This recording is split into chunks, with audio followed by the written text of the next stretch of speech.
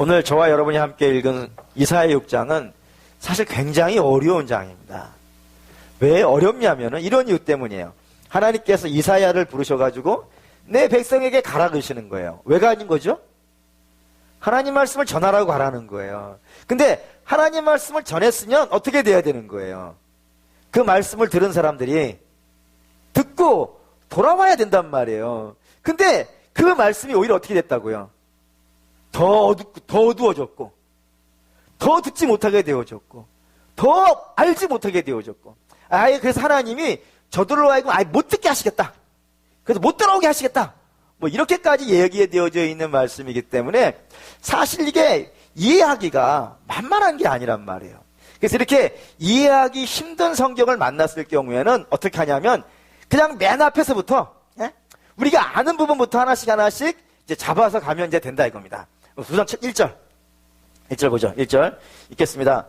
우시야 왕이 죽던 해에 내가 본즉 주께서 높이 들린 보좌에 앉으셨는데 그의 옷자락은 성전에 가득하였고, 맨 처음에 뭐가 나오냐면 우시야라고 하는 왕이, 우시야가 죽던 해라고 되어 있는데 우시야라는 왕이 등장했어요. 이 우시야라는 왕은 여러분들이 이렇게 이해하셔야 된다 이겁니다. 솔로몬 이후에 많은 왕들이 남유다에 일어난단 말이에요. 그 많이 일어난 왕 중에서 가장 유명한 왕은 5명입니다. 이 5명만 사실 기억하면 돼요. 혹시 아시는 분은? 아사의 아들인 여호사밧. 뭐, 들어는 보셨죠? 그 다음에, 히스기야. 이런 건 우리가 들어봤습니다. 또, 요시야. 이런 왕들, 들어봤죠? 그 중에 하나가 여기에 이제 우시야라고 하는 왕이 있어요. 이 5명이 이스라엘 남유다에 나타난 왕 중에서 가장 유명한 5명의 왕입니다. 근데 이 5명의 왕 중에서 우리가 딱 바라봤을 때 가장 화려하고 가장 빛날 만한 왕은 누굴까요? 우시야입니다.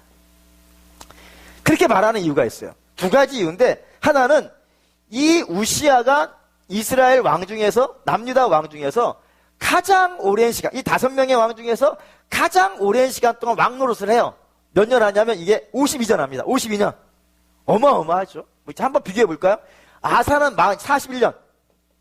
41년 하고, 여호사밧은 25년. 그리고 히스기야는 29년. 그리고 요시야는 31년 합니다.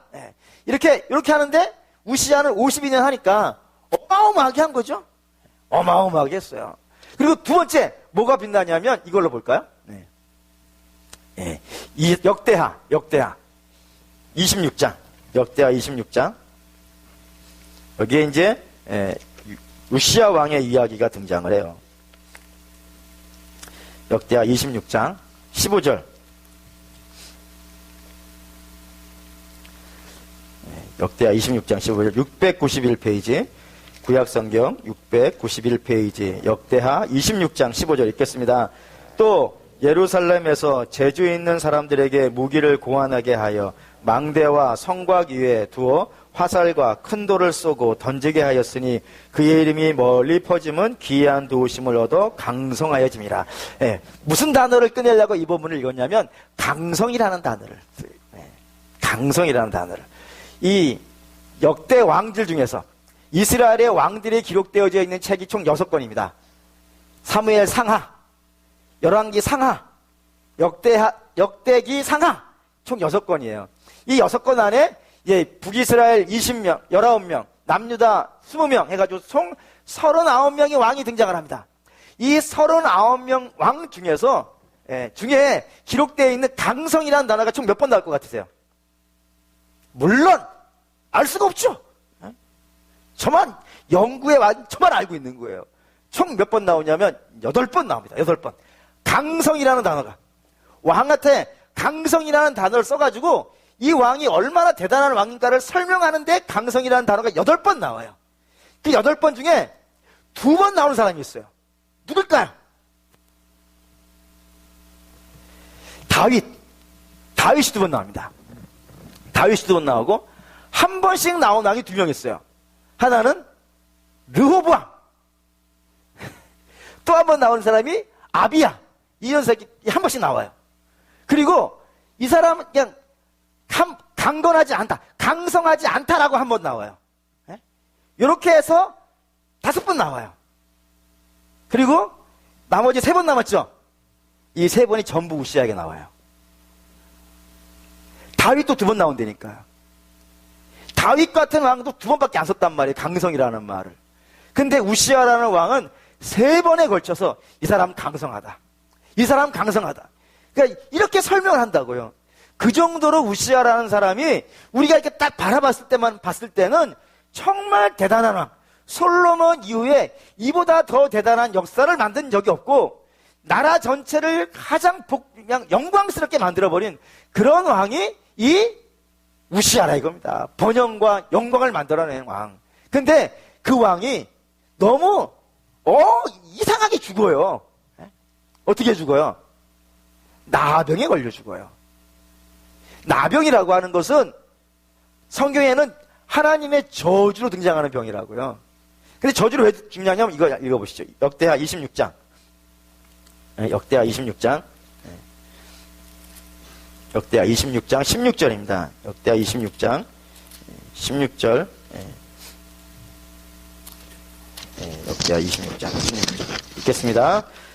그가 강성하여짐에 그의 마음이 교만하여 악을 행하며 그의 하나님 여호와께 범죄하되 곧 여호와의 성전에 들어가서 향단에 분향하려 한지라. 왜 병에 걸렸다고요? 교만해서. 교만해서. 왜 교만해졌죠? 이 대단한 것. 다윗도 2번밖에 쓰지 않고 다윗도 40년밖에 왕 못했는데 이 사람 혼자 52년 했고 다윗도 2번밖에 강성이라는 말 못 받았는데 혼자 3번이나 받았단 말이에요. 그러니까 나름대로 잘 나갔다고요. 근데 이 잘 나간 것이 그에게 올무가 된 거예요. 근데 이 잘 나간 거는 자기가 능력이 있어서 잘 나간 것이 아니라 분명히 앞에 25절 다시 한번 보시죠. 15절 26장 15절에 보시면 마지막 줄에 이런 말 있죠. 기이한 도심. 기이한 도심. 그러니까 자기가 힘이 있고 자기가 능력이 있어서 이렇게 잘 되고 강성해진 것이 아니고 하나님이 그를 신비하고 놀랍게 도와주셨기 때문에 기가 막힌 방법으로 도와주셨기 때문에 잘 됐음에도 불구하고 이 잘된 것, 뭐 많은 전쟁에서 이기고 많은 전리품을 가져오고 이런 것들이 다 자기 공이라고 생각했단 말이에요. 자기 능력이 있어서 그런 거라고 생각했다고요. 그래서 이런 것들 보면서 이런 거를 성공이라고 생각한 거예요. 이런 것이 성공인 거예요. 그런 성공의 마음이 그의 마음에 교만을 불러왔다 이겁니다. 근데 여러분 이게 분명히 기억하셔야 되는 것은 성경이 말하는 성공과 세상이 말하는 성공은 좀 달라요. 세상이 말하는 성공은 어때요? 세상이 말하는 성공은 주머니가 빵빵해지는 것이 성공이에요. 그렇지 않습니까? 여기 이름표 좀 멋지게 갖는 거예요. 명함 딱 줬을 때 딱 명함 딱 받으면 이런 게 성공이라니까요. 예를 들어서 명함을 탁 줬는데 봉황이 그려져 있는 거예요. 쌍봉황이죠. 예? 그럼 또는 명함을 딱 줬는데 말이죠. 예? 뭐뭐뭐 그룹 대표이사 뭐 이런 거 딱 써 있습니다. 예? 또 이런 거 있지 않습니까? 평사원으로 딱 입사를 한 거예요. 평사원으로 이렇게 입사를 해가지고 거기서 실력을 인정받아가지고 쭉쭉쭉 올라가서 뭐 과장도 됐다가 부장도 됐다가 부장님 원래 끝나는 거잖아요. 평사원이 부장까지만 하면 끝난 거예요. 근데 거기를 넘어서 이사가 된 거예요. 이거는 대단한 거예요. 이런 걸 성공이라 한단 말이에요. 개천에서 용나는 걸 성공이라 그런다니까요. 근데 성경이 말하는 성공과 승리는 좀 달라요. 이거를 가장 잘 설명해 주는 게 뭐가 있을까 여러분 아주 고민을 하다가 그냥 옛날에 그냥 이렇게 들었던 지금 개인적으로 좀 알고 있었던 유명한 가수가 하나가 있어요. 복음성가 가수 중에 강명식이라고 하는 가수가 있는데 그분이 지금은 아니지만 옛날에 좀 이렇게 알고 지내는 사이였어요. 연락하면 서로 알고 뭐 이런 사이였어요. 뭐 누군지 모르시죠? 네, 모르시죠? 혼자 알고 있을까요? 저 혼자 알고 있는 거예요. 그분의 노래 중에 승리라는 노래가 있어요. 승리. 그 승리도 가사 중에 이런 거 있어요.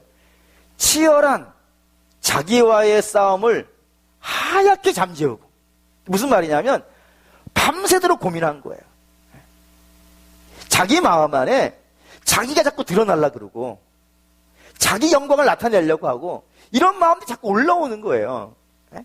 그걸 가지고 밤새 씨름하는 거예요. 밤새 씨름하고 그렇게 다 끝난 다음에 그 다음 아침에 결론을 내린 거예요. 뭐라고 결론 내리냐면 오직 주님만 따라가는 것. 그러니까 자기를 앞세서 가는 게 아니고 주님 따라가는 게 승리고, 그리고 내가 말하는 게 아니고 주님께서만 말하게 하는 것, 그게 승리고, 내가 나를 주장하는 것이 아니고 내 안에 그가 사시는 것, 이게 승리라 이거예요. 기독교가 말하는 승리 좀 다르죠. 세상의 승리는 남을 짓밟고 올라가는 거라니까요. 많이 갖는 게 승리라니까요. 올림픽 금메달쯤 따야 승리라니까요. 근데 기독교가 말하는, 우리의 신앙이 말하는 것은 철저히 자기를 내려놓는 것이고, 오직 주님만 드러나는 것이고, 오직 주님만 뵌다는 것이고, 오직 주님만 승리하는 것, 이거를 기독교의 승리라 그런다 이거예요. 그런데 우시아는 아니었다 이거예요. 우시아가 교만해진 건, 그건 내가 승리한 사람이라는 거예요. 내가 전쟁에서 이겼고, 내가 많은 것 가졌고, 그러니까 내가 하는 일에는 제사장이건 누구건 아무도 간섭할 수 없는 그런 대단한 사람이 되었다는, 자기를 자랑하고 자기를 높이고 다른 사람을 밟고 올라가는 그런 것들을 우시아가 승리라 그랬단 말입니다. 그게 교만이라 이거예요. 그래서 하나님이 그 교만한 사람을 어떻게 하셨다고요? 나병으로 치셨다 이겁니다. 얼마나 나병 걸렸을까요? 성경은 정확하게 몇 년이라고 기록하지는 않지만 성경을 공부하는 사람들은 대략적으로 한 10년 정도는 나병 걸렸다고 생각해요. 네. 10년간. 그러니까 우시아 왕과 그 다음 왕이 요람인데, 요람과 우시아가 딱 10년이 겹쳐요. 그러니까 왕은, 공식적으로는 왕은 히스기야지만 대리청정한다 그러죠. 아버지는 별궁에서 대리청정하고, 아들이 아직은 세자의 직위로서 나라를 다스리는 이 기간이 10년 정도 있기 때문에 약 10년 정도 별궁에 갇혀가지고, 그 대단한 왕이, 제사장도 못 말리던 왕이 별궁에 갇혀가지고 10년을 보낸 거예요. 그러면 그 나라에 있는 모든 백성들이 이 우시아라고 하는 대단한 왕이 왜 별궁에 들어가 있는지 알았겠어요? 몰랐겠어요? 알았겠죠. 대단한 왕이라니까요. 다윗 위에 이만한 대단한 왕이 없었단 말이에요. 영광으로 봤을 때는. 그런 왕이 어느 날 갑자기 사라져가지고 그 아들이 아직 공식적으로 왕이 취임도 하지 않고 대관식도 하지 않고 세자의 옷을 입고 나라를 통치하고 있으니까 죽은 건 아니잖아요. 죽지 않은 왕이 나타나지도 않고 나병 걸렸다 그러고 그리고 있으니까, 그러면 알죠? 뭐 지갑, 알거 모르겠어요? 알죠. 좀 알았다고 해주세요. 알아요. 그러니까 분명히 하나님의 심판을 받아가지고 저 사람이 나병에 걸려서 왕으로 나오지도 못하고 별궁에 가지고 저렇게 고통받고 죽어가고 있다는 사실을 모두 다 안단 말이에요. 그러면 그 사실을 안 사람은 어떻게 해야 되냔 말이에요. 그 다음에 그들의 행동이 어떻게 돼야 되는 거예요? 좀 달라지고 좀 새로워지고 이런 게 있어야 되지 않겠습니까? 근데 성경은 참 놀라운 이야기를 한다 이거예요. 보시죠. 역대하 27장 2절 27장 2절 읽겠습니다. 요담이 그의 아버지 우시아의 모든 행위대로 여호와 보시기에 정직하게 행하였으나 여호와의 성전에는 들어가지 아니하였고 백성은 여전히 부패하더라. 이게 놀라운 말이 있다 이거예요. 그 우시아의 아들이 요담인데 이 요담은 아버지의 행위를 다 본받았다 이거예요. 아버지가 하나님 앞에 잘했다라고 한 건 다 따라했다고요. 그런데 뭐는 안 했다고요. 아버지가 실수한 건 안 했다 이거예요. 그럼 얘는 잘한 거예요, 못한 거예요? 잘한 거죠. 아버지가 잘한 건 다 따라했고 아버지가 못한 건 안 했으니까 잘한 건 아니겠어요. 근데 문제는 백성들은요. 백성들은 어떻다는 거예요? 여전히 사악하더라 이거예요. 여전히 악하다고요. 이게 어떤 것이 잘 느낌이 안 오죠? 한번 찾아갑시다. 열왕기하에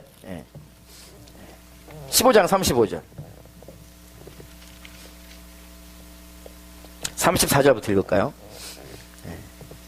589페이지 열왕기하 15장 34절 35절 읽겠습니다. 요담이 그의 아버지 우시아의 모든 행위대로 여호와께서 보시기에 정직하게 행하였으나 오직 산당을 제거하지 아니하였으므로 백성이 여전히 그 산당에서 제사를 드리며 분향하였더라. 요담이 여호와의 성전의 윗문을 건축하니라. 요담은 잘했다 이거예요. 요담은 잘했는데 그 백성들은 어떻게 했다고요? 여전히 산당에 다니더라 이거예요. 그게 역대기에는 사악하다라고 쓰는 거예요.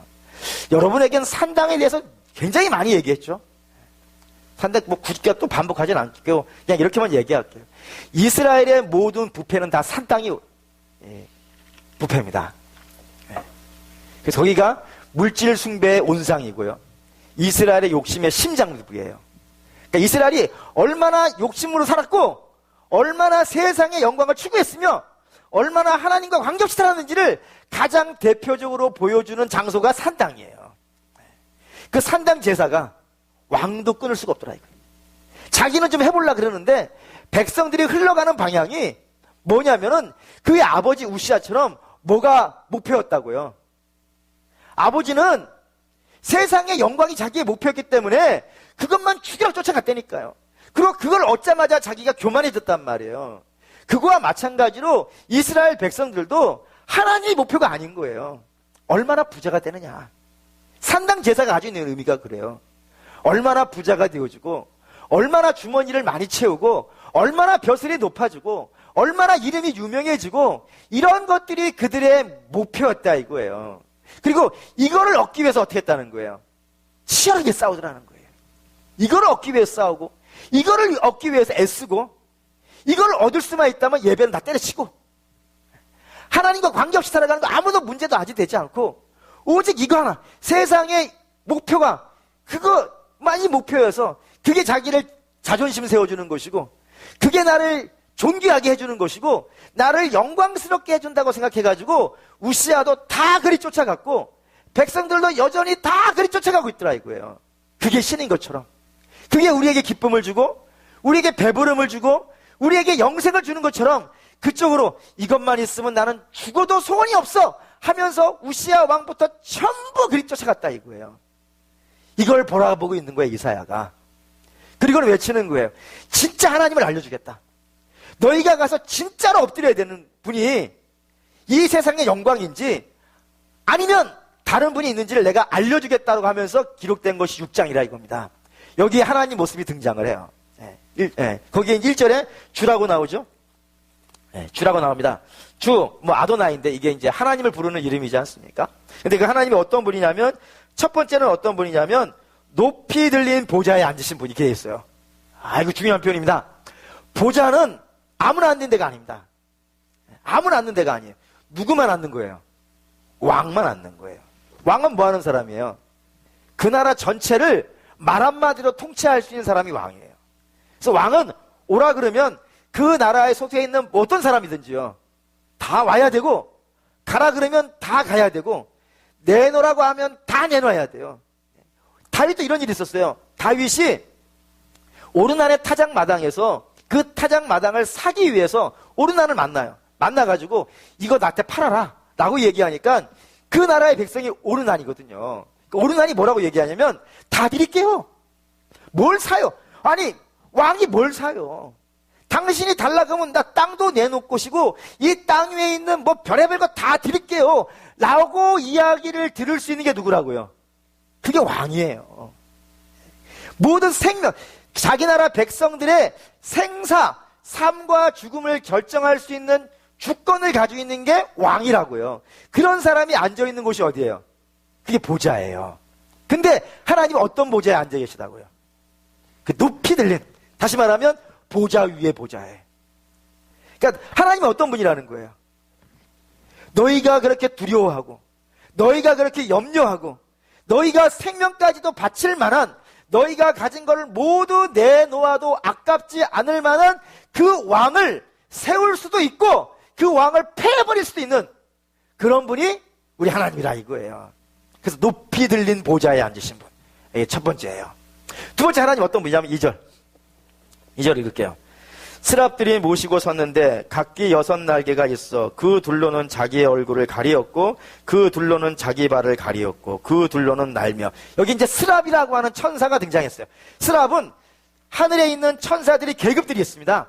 그룹이라는 천사도 있고 스랍이라고 하는 천사도 있고 내생물이라고 하는 천사도 있고 장로라고 불리는 천사도 있고 각종 다양한 천사들이 있어요. 그 천사 중에 스랍이라고 하는 천사인데 이 천사의 이름의 뜻은 불꽃이에요. 불꽃. 빛 자체가. 그러니까 이 스랍이 나타나면 어떤 느낌이 드냐면 그 스랍에서 빛이 막 나가는 거예요. 막 빛을 막 쏴내는 거예요. 그러니까 그 빛을 바라볼 수가, 우리는 누가 후레쉬 가지고 여러분 눈앞에 싹 비치기만 해도 어떻게 해요? 거라. 응? 눈부시잖아. 이런 것이 그 작은 후레쉬 가지고도 그런단 말이에요. 근데 스랍이라고 하는 천사는 그 자체가 몸이 불꽃이라니까요. 그러니까 빛을 얼마나 쏟아내겠어요? 어마어마한 빛을 쏟아내지 아니하겠습니까? 그래서 사람이 차마 그 천사를 바라볼 수 없을 만큼 그런 대단한 빛을 내는 것이 스랍이라고 하는 천사인데, 이 스랍이라는 천사는 날개가 모두 이쪽에 3개, 이쪽에 3개, 이렇게 6개가 있는 거예요. 위쪽에 2개, 가운데 있고 밑에 2개, 이렇게 6개가 있는데, 이 위쪽에 있는 날개로는 뭘 했다고요? 자기 얼굴 가리더라는 거예요. 왜요? 왜요? 빛인데 빛이 자기 얼굴 가리고 있어요. 왜요? 하나님의 빛이 더 강해서 그래요. 스랍도 우리가 차마 바라보지 못할 만큼 태양 있지 않습니까? 우리가 태양을 못 바라보잖아요, 맨눈으로.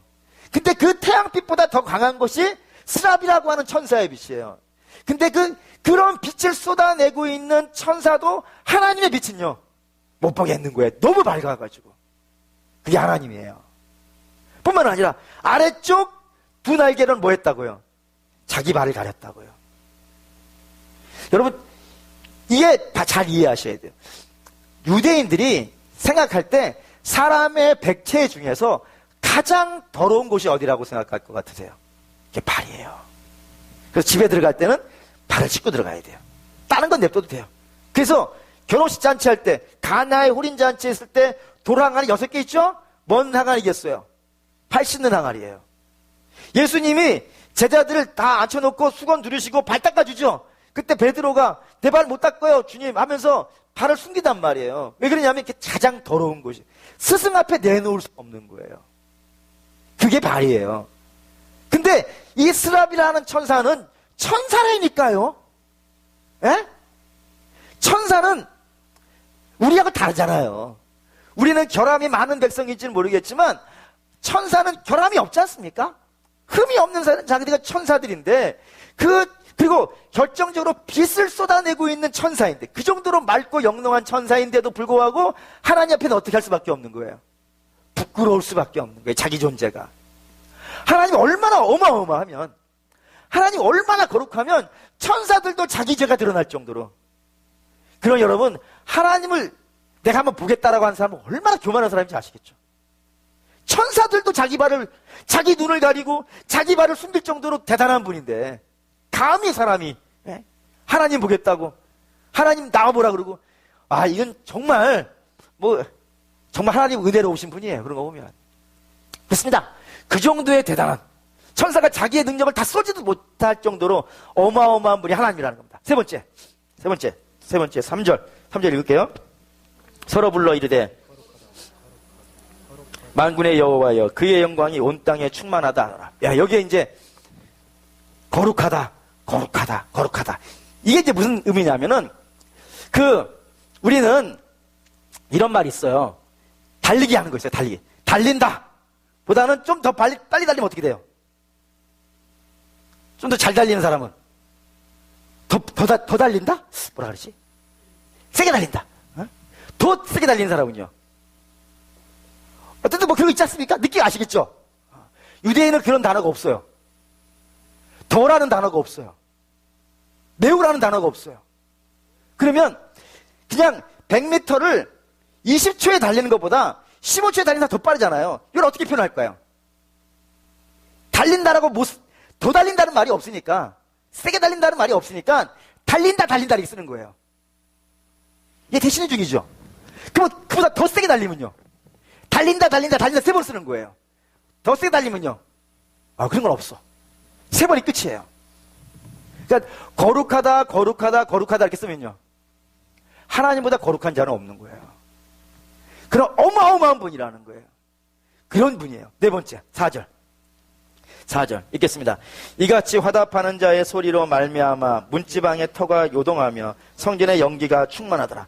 하나님이 임재하시는 거예요. 예? 성전에 쫙 임재하시니까 이 성전이 어떻게 반응을 하는 거예요? 막 흔들리는 거예요. 연기가 막 쏟아나오는 거예요. 왜 그럴까요? 예를 든다면 이렇게 해볼까요? 제가 아침에 출근을 해요. 네? 출근을 해가지고 우리 교회 문을 탁 열면은 문이 뭐라 그런 줄 아십니까? 왔냐? 이런단 말이죠. 안 힘들었어? 이 정도였단 말이에요. 근데 하나님이 이 성전의 문을 탁 열고 들어오면요, 성전이 부들부들 떠는 거예요. 왜요? 이렇게 설명하면 이해가 될까요? 제가 어느 날 갑자기 여러분의 집에 갑자기 밀고 들어가는 거예요. 그 여러분들 심장이 어떻겠어요? 오셨어요? 앉으세요? 이렇게 하신 분을 못 봤어요, 아직. 네? 대부분 그래요. 목사님 오시기 전에는 반드시 3일 전에 전화를 하세요. 간혹 이런 얘기도 들어봤어요. 목사님, 우리 남편이 목사님 신방 오신 것이 좋아해요. 그런다는 거예요. 그래서 왜 좋아해요? 그랬더니 청소 안 돼요. 제가 가도 그런 거예요. 당연하지 않아요. 제가 아니라 손님이 가도 그런 거예요. 그렇지 않습니까? 근데 하나님이 임재하시는 거예요. 그리고 견뎌내시겠어요? 성전도 견디지를 못하는 거예요. 막 몸소리 쳐지는 거예요. 그냥 두려워가지고 숨을 데가 있으면 성전도 숨고 싶은 거예요. 지금 막 연기가 막 나는 거예요. 여러분도 막 가면은 막 다리에 연기가 뛰어다니잖아요. 막 하잖아요. 하나님이 임재하면 성전이 막 그런다니까요. 성전이 막 몸을 벌벌벌 떨고 있는 거예요. 그 정도로 감당하지 못하는 분이라 이거예요. 그래서 그런 대단한 분, 그런 놀라운 분이 우리 하나님이신데, 놀라운 사실은 1절 3절 한번 다시 한번 읽을게요. 1절 읽고 3절 읽고 읽겠습니다. 우시야 왕이 죽던 해에 내가 본즉 주께서 높이 들린 보좌에 앉으셨는데 그의 옷자락은 성전에 가득하였고 3절 서로 불러 이르되 거룩하다 거룩하다 거룩하다 만군의 여호와여 그 영광이 온 땅에 충만하도다 하니라. 다 설교를 했어요. 1절 3절. 근데 안 한 거 2개 있어요. 뭐죠? 옷자락이 성전에 가득하고 영광이요 온 땅에 충만하다 이거예요. 놀라운 표현이에요. 뭐냐면 그 놀라우신 하나님, 제가 1절, 2절, 3절, 4절 4번에 걸쳐서 하나님 얼마나 대단한 분인지를 설명을 했어요. 그런 놀라운 하나님이 어느 한 군데 조용히 숨어있는 분이 아니라 모든 땅에요 충만하다 이거예요. 이스라엘 모든 땅에 어디를 가도 그분이 계시고 어느 이야기를 펼쳐봐도 그분의 이야기가 있고 어떤 역사를 만나도 다 하나님이 보인단 말이에요. 그런 만큼 모든 이스라엘에게 하나님은 보편적으로 충만하게 임하신 하나님이라고요. 그럴 수밖에 없죠. 왜냐하면 하나님은 이스라엘에게 뭐를 줬으니까요? 성경을 줬단 말이에요. 성경을 매번 읽는단 말이에요. 그 안에 하나님의 놀라운 얘기가 다 들어있단 말이죠. 하나님 모를 수가 없는 거예요. 또 뿐만 아니라 그들에게는 믿음의 조상이 있죠. 아브라함에서부터 이어지는 그 수많은 믿음의 조상들이 알려준 그런 믿음의 이야기들이 있다고요. 그거 다 알고 있다고요. 뿐만 아니라 그들의 삶에 하나님이 직접 역사하셔가지고 애굽에서 건져내시고 홍해를 건너고 광야를 지나고 가나안 들어가는 그 수많은 믿음의 역사의 이야기들을 그들은 다 알고 있단 말이에요. 그리고 매주 예배당을 갖고 매주 제사 드린다고 제사 드렸고 그랬단 말이에요. 그 정도로 모든 이스라엘에게 하나님이 그 놀라우신 하나님이 보편적으로 다 알려져 있으면 그 이스라엘은 하나님 앞에 없애게 해야 되는 거예요. 이사야처럼 해야 돼요. 이사야 어떻게 해요? 보시죠. 이사야 5절 읽겠습니다. 5절 읽겠습니다. 그때에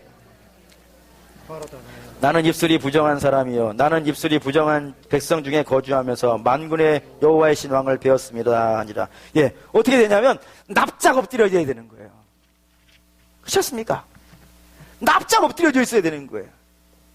그 하나님의 영광을 만났다면, 아니 이사야만 본 게 아니라니까요.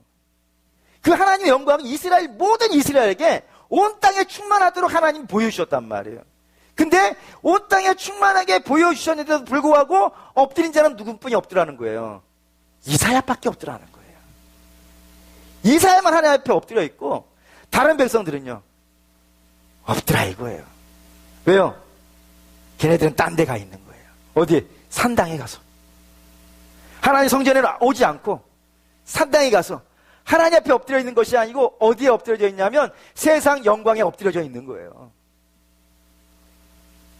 세상 만족에 엎드려져 있는 거예요. 그들은 신령과 진정으로 하나님을 예배하고 있는 것이 아니라 세상을 향해서 신령과 진정으로 예배를 드리고 있는 거예요. 하나님에게 시간 쓰는 건 아깝고 세상의 영광과 세상의 성공을 위해서 시간 쓰는 건 즐거운 거예요. 하나님께 드리는 건 아깝고 세상에 자기와 자기의 가족과 자기의 재미를 위해서 쓰는 건 아깝지 않은 거예요. 거기에다가 하나님께 바쳐야 될 영광을 거기다 전부 바치고 있고 하나님께는 오는 자가 없는 거예요. 다시 말하면 이스라엘이라는 백성들 자체가 그들의 생각과 그들의 가치관이 다 어떻게 되어 있는 거예요? 세상 사람처럼, 하나님을 모르는 사람들처럼, 하나님과 관계없는 사람들처럼. 아니, 하나님을 모르는 사람은 그러는 거예요. 그렇지 않습니까? 하나님을 만난 적이 없고 하나님을 예배해 본 적이 없는 사람들은 그들에게 유일한 목표는 뭐밖에 없는 거예요? 이 세상밖에 없는 거예요. 이 세상밖에 없으니까 그거 부지런히 쫓아가야죠. 근데 이스라엘은 하나님을 아는다니까요. 그 놀라우신 하나님의 영광을, 그 땅에 충만하게 임하신 하나님을 알았으니까 그들은 세상은 이런 것도 필요하지만 우리에겐 이것보다 더 위대하신 하나님이 계시다는 사실을 알아야 되는데 그 하나님 앞에 엎드려 있어야 되는데 아무도 엎드려 있지 않은 거예요. 오로지 이사야만. 그래서 하나님이 이사야를 어떻게 하시냐면 제단의 숯불로 그의 입술을 거룩하게 하셔가지고 어떻게 하시는 거예요? 백성들에게 보내시겠다 이거예요. 백성들에게 보냈는데 그들은 들으려고 하겠어요? 안 들으려고 하겠어요? 안 들으려고 한다 이거예요. 왜요? 그들이 바라보는 하나님이 하나님과 다르기 때문에 그래요. 그들은 어떤 하나님을 찾는 거예요? 자기를 부하게 만들어줄 신, 자기를 성공으로 만들어줄 신, 자기의 소원을 들어줄 만한 요정, 그런 신을 찾는 거예요. 근데 하나님은 그런 분이 아니잖아요. 하나님이 예언자를 보내실 때는 항상 뭐로 보내시는 거예요? 너 회개해야 돼. 너 잘못했어. 그렇지 않습니까? 하나님이 예언자들 보내실 때 그 예언자들의 입술에서 제일 많이 나오는 말이 뭐예요? 죄잖아요, 죄잖아요. 너희 회개해야 돼. 너희 돌아서야 돼. 아니, 다 뒤져보세요. 앞으로 이제 우리가 계속 예언서 보겠지만 어느 예언서에 너희 소원 들어줄게 이런 예언이 어디 있어요? 너희 죄인이야. 너희 돌아와야 돼. 이런 얘기로 가득 채워져 있는 게 예언서잖아요. 그러니 안 들으려고 하는, 아니 자기들의 기대하고 안 맞는 거예요.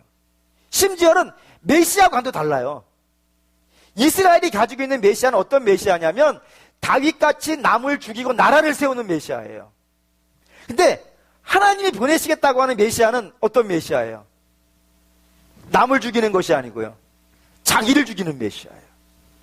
자기를 죽이고 죄 속에 빠져있는 백성들을 건져내는 메시아예요. 그러니까 이스라엘이 원하는 모습과 하나님이 주시려는 모습하고요 달라요. 마치 동문서답하는 것 같아요.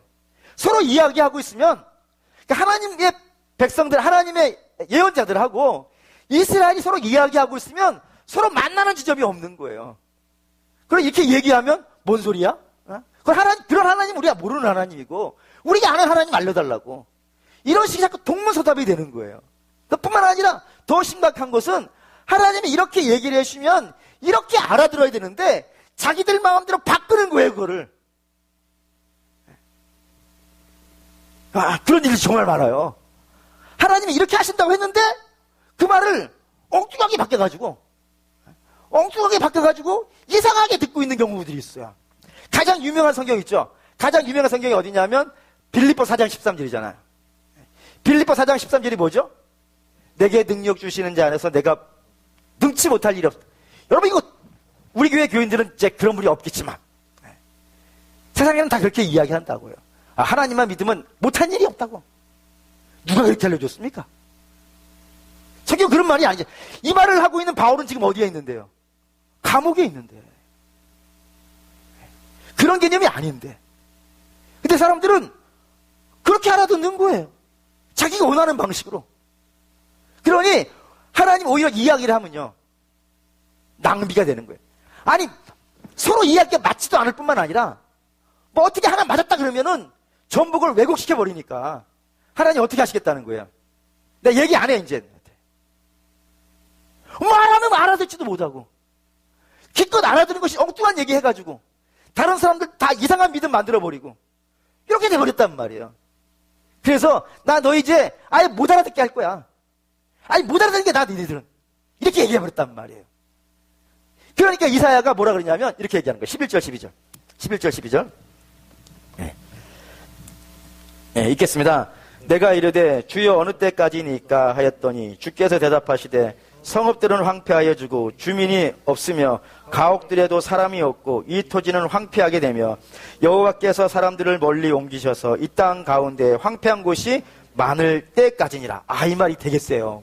이게 너무 놀라운 거예요. 하나님이 이사야야 너 가서 얘기해. 근데 쟤네들 알아듣지도 못할 거야. 그리고 알아들어서도 안 돼. 얘네들이 알아들으면 이상한 말로 막 걸어. 그러니까 내가 아예 못 알아듣게 할 거야 라고 얘기하니까 이사야가 하나님은 언제까지 그러실 거예요? 언제까지 이들이 못 알아듣고 그나마 알아듣는 건 오해하고 이런 삶을 살아갈까요? 라고 이렇게 물었더니 하나님 뭐라 그러시는 거예요? 쟤네들은 죽어도 못 알아들을 거야. 내가 저들을 멸망시키고 다 쫓아내고 심판을 하고 별짓을 다 해도 얘네들은요 못 알아들어. 세죠. 어마어마하게 센 본문이에요. 저희들은 내가 어떻게 방법을 써도 끝까지 자기 고집으로 갈 거야. 자기 원하는 대로 할 것이고 자기 욕심대로 살 것이고 자기 마음대로 살 거야. 이렇게 얘기하신 거예요. 왜 그럴까요? 사랑하는 여러분. 왜 그럴까요? 왜 이스라엘은 하나님 저렇게 많은 예언자들을 보내줘도 끝까지 자기 고집으로 살다가 망할까요? 이유가 있습니다. 이유는 딱 하나예요. 왜죠?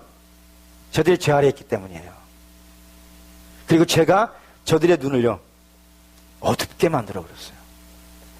그래서 볼 수가 없어요. 제가 저들의 귀를 막아놨기 때문에 들을 수도 없어요. 제가 저들의 마음을 왜곡시켜버렸기 때문에 어떠한 말씀을 들어도 이게 똑바로 들어가지가 않아요. 다 왜곡돼서 들어가고 다 잘못돼서 들어가요.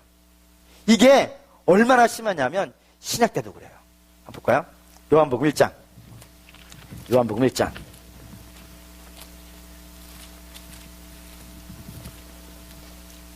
요한복음 1장입니다. 요한복음 1장 5절에서부터 5절에서부터 11절 5절에서 11절까지 읽겠습니다. 빛이 어둠에 빛이 돼 어둠이 깨닫지 못하더라. 하나님께로부터 보내심을 그가 증언하러 왔으니 곧 빛에 대하여 증언하고 모든 사람이 자기로 말미암아 믿게 하려 함이라. 그는 이 빛이 아니요 이 빛에 대하여 증언하러 온 자라. 참빛 곧 세상에 와서 각 사람에게 비추는 빛이 있었나니 그가 세상에 계셨으며 세상은 그로 말미암아 지은 바 되었으되 세상이 그를 알지도 못하였고 자기 땅에 오매 자기 백성이 영접하지도 아니하였어. 세죠. 더 센 얘기예요. 뭐라고 하냐면 빛이 왔다 이거예요. 빛이 자기 백성에게 왔다고요. 근데 그 백성들이 그 빛을요 못 알아보더라 이거예요. 그래서 세례 요한을 같이 보내셨다고요. 왜요? 그 빛에 대해서 설명해 주라고. 이 말이 되게 웃겨요. 여러분, 빛은요 설명하는 게 아니에요. 그냥 보는 거지. 그렇지 않습니까? 근데 빛을 설명해 줘야 되는 사람이 있어요. 어떤 사람인 거예요? 맹인은 그 빛을 설명해 줘야 돼요. 이 빛이 이런 색이 온 땅을 환하게 비춰주고 어둠을 다 몰아내고 이게 맹인은 설명해 줘야 되는 거예요. 그러니까 지금 이스라엘이 어떤 상태라는 거예요? 죄의 맹인이라 이거예요. 죄로 그 눈이 어둡고 가려져 가지고 도저히 볼 수 없다 이거예요. 그러니까 설명해 주면 알아들었을까요? 설명해 줘도 못 알아들어요. 그래서 결국엔 어떻게 되는 거예요? 그 백성들이 예수를 죽이는 거예요. 절대로 못 알아듣는다 이거예요. 저 얼마나 막강한지 아시겠죠. 그런데 오늘 13절 여기 이제 복음이 등장합니다. 6장 13절 요한복음은 좀 냅두시고요. 이사야 6장 13절 읽겠습니다. 그 중에 10분의 1이 아직 남아있을지라도 이것도 황폐하여야 될 것이나 밤나무와 상수리나무가 배임을 당하여도 그 그루터기는 남아있는 것 같이 거룩한 씨가 이 땅의 그루터기니라 하시더라. 이게 무슨 말이냐면 나라가 망했어요. 그래서 남은 자가 얼마큼 있다고요? 10분의 1이 있다고요. 근데 걔네들도 못 알아듣다 이거예요. 그러니까 상수리나무가 밑둥까지 잘려버리고 또 밤나무가 밑둥까지 잘려버린 거예요. 그러면 그 나무는 살아있는 나무에 죽어있는 나무예요. 죽었죠, 그럼.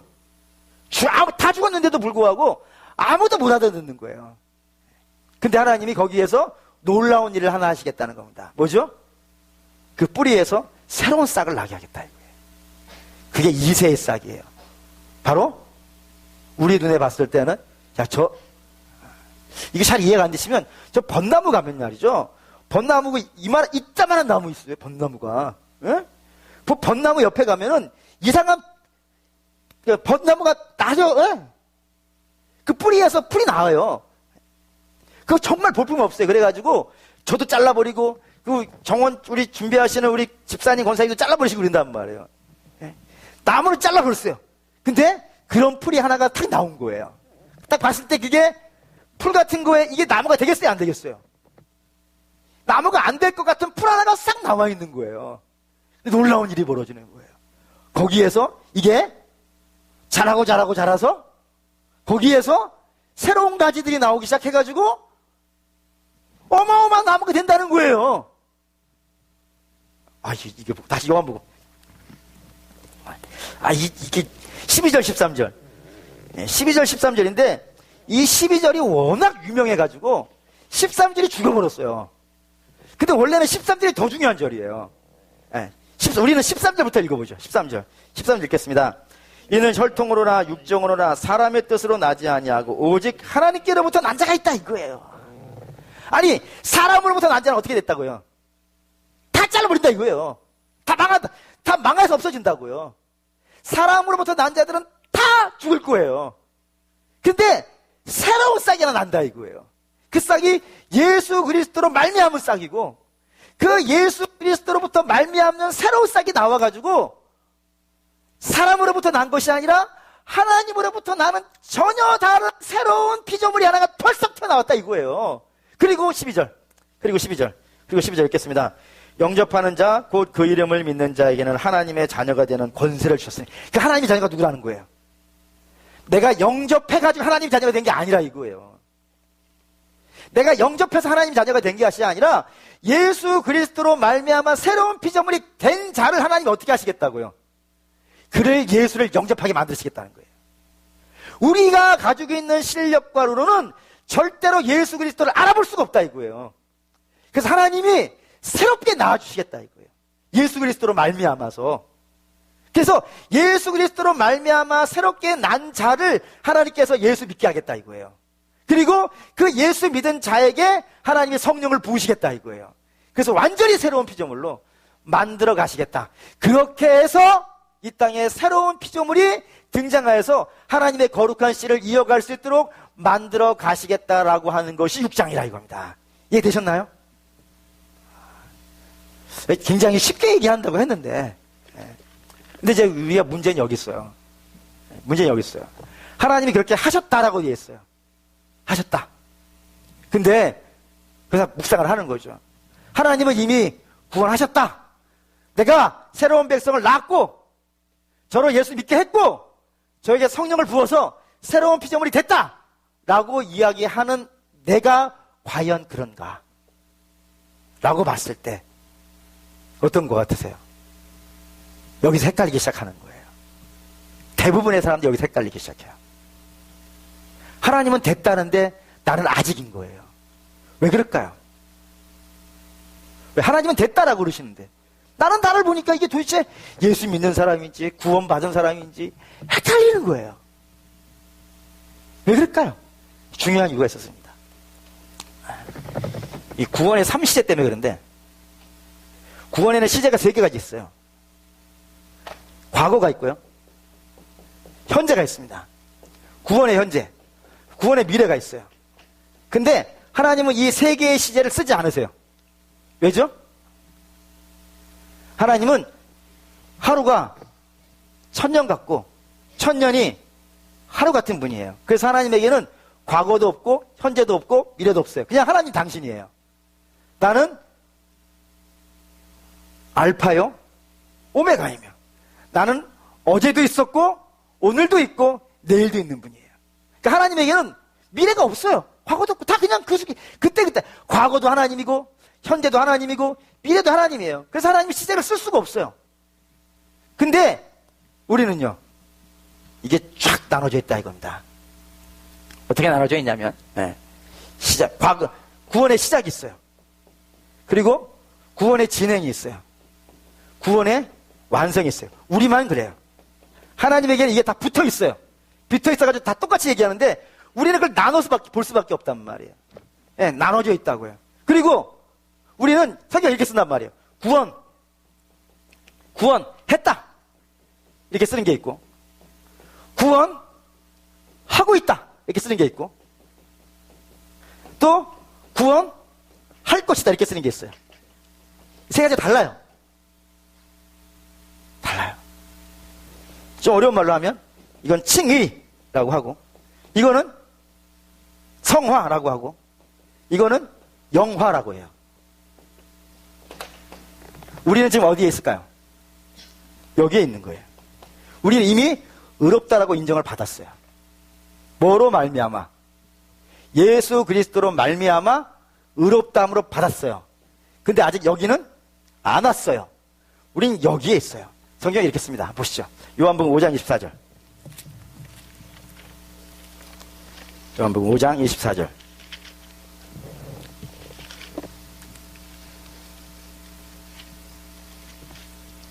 요한복음 5장 24절. 읽겠습니다. 진실로 진실로 너희에게 이르노니 죽은 자들이 하나님의 아들들의 음성을 들을 때가 어디 읽으시죠? 어디 읽으라 했습니까? 24절 읽겠습니다. 내가 진실로 진실로 너희에게 이르노니 내 말을 듣고 또 나 보내신 이를 믿는 자는 영생을 얻었고 심판에 이르지 아니하나니 사망에서 생명으로 옮겼느니라. 과거로 했단 말이에요. 그렇죠? 내가 너희는 이미 사망에서 생명으로 옮겼다라고 되어 있어요. 다음에 빌립보 2장 12절. 구원의 과거예요. 이번에는 구원의 현재 2장 12절. 319페이지 읽겠습니다. 그러므로 나의 사랑하는 자들아 너희가 나 있을 때뿐 아니라 더욱 지금 나 없을 때에도 항상 복종하여 두렵고 떨림으로 너희 구원을 지금 이루라. 지금 구원에 이루고 있다. 지금 구원의 작업이 진행되고 있다 라고 이렇게 얘기하고 있고 이건 구원의 현재예요. 다음에 로마서 13장 11절.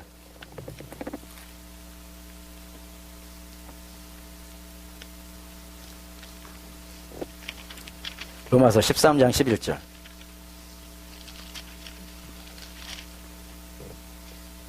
읽겠습니다. 또한 너희가 이 시기를 알거니와 자다가 깰 때가 벌써 되었으니 이는 이제 우리의 구원이 처음 믿을 때보다 가까웠습니다. 아직 안 온 거예요. 그건 아직 안 온 거예요. 하나님 이걸 다 통틀어서 얘기해요. 하나님이 시제가 없기 때문에. 근데 성경을 우리에게 설명할 땐 나눠서 설명한다고요. 우리 이미 그러니까 하나님이 구원하시기로 결정을 하셨으면 그거는 이루어지겠어요? 안 이루어지겠어요? 이루어지죠. 왜냐하면 하나님은 실패하면 하나님이 아닌 거예요. 그렇죠? 하나님은 전능하셔야 돼요. 하나님이 하시겠다고 결정이 되면 그건 반드시 이루어져야 돼요. 그래서 시제를 쓸 필요가 없어요. 하나님이 결심하면 돼요. 근데 우리는 이게 나눠져 있기 때문에 우리는 가운데 있다고요.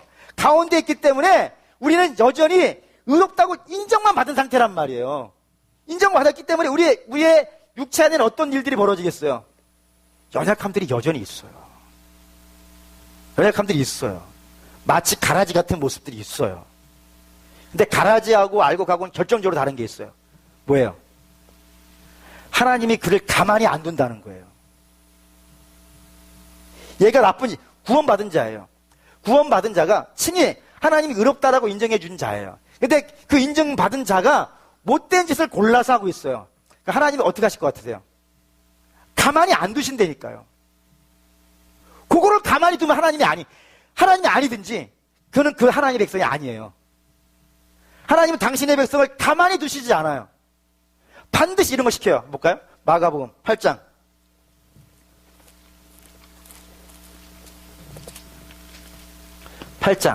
34절.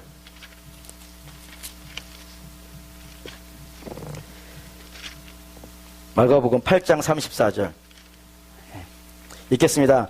무리와 제자들을 불러 이르시되 누구든지 나를 따라오려거든 자기를 부인하고 자기 십자가를 지고 나를 따를 것이니라. 요거 시킨다니까요. 자꾸 뭐하고 시킨다고요? 자기를 부인하는 거. 이게 뭐라 그러죠 우리가? 회개. 자기를 내려놓는 거. 자꾸 그거 시켜요. 안 하면 괴로워 견딜 수가 없어요. 안 할 수가 없어요. 도망 다녀보세요. 하나님이 야곱을 포기하시지 않아요. 끝까지 쫓아가서 그를 포기시켜요. 하나님이 절대로 쉬지 않으신다니까요. 뭐 하시기 위해서요? 구원을 완성시키기 위해서. 시작은 됐어요. 근데 아직 완성이 안 됐어요. 하나님 입장에서는 한꺼번에 다 한 것이기 때문에 이뤘다라고 말씀을 하시는 거예요. 실패할 리가 없으니까. 근데 우리의 입장에서 바라본다 그러면은 우리는 지금 진행 중에 있는 거예요, 구원이. 아직 연약한 부분들이 너무 많아요. 그걸 하나님이 자꾸 우리에게 설교를 통해서 또 우리 주변의 환경을 통하여서 자꾸 우리에게 뭐 시킨다고요? 회개하라. 너 그거 틀렸어. 너 그리 가면 안 돼. 그건 망하는 길이야. 하고 하면서 자꾸 괴롭혀요. 때로는 망하기도 하고, 때로는 아프기도 하고, 때로는 잘되기도 하고, 때로는 성공하기도 하고, 하나님 모든 방법을 다 성공해가지고 우리가 못된 길로 가지 못하도록 자꾸 구원의 길로 가도록 자기를 부인하는 일들을 계속 시킨단 말이에요. 그것만 시키는 것이 아니라 두 번째는요, 십자가를 지게 하세요. 순종하게 하신다니까요. 그 말씀 듣고 순종하게 하신다니까요. 안 하면요, 안 하면 뭐 이렇게 눈도 찌르고 코도 땡기고 갈고리에 걸기도 하고, 그렇게 해서 반드시 구원에 이르도록요 그렇게 하시는 거예요. 그렇기 때문에 하나님의 자녀는, 지혜로운 자녀는 어떻게 하는 게 낫겠어요? 빨리 포기하세요. 빨리 순종하는 게 나은 거예요. 그쪽으로 끌고 가신다니까. 안 갈 수가 없어요. 하나님 그렇게 만들어내시겠다니까. 내가 그렇게 해낼 거야. 사람의 씨는 다 잘라버릴 것이고 내가 낳은 씨가 있어. 걔네들은 반드시 예수 그리스도를 영접하게 될 것이서 모든 사람들에게, 모든 세대에게 하나님의 자녀라고 인정받도록 내가 그렇게 만들어낼 거야. 그 일을 하기 끝날 때까지는 나는 쉬지 않을 것이고 졸지 않을 것이고 포기하지 않을 거야 라는 것이 이 남은 자 사상이라 이겁니다.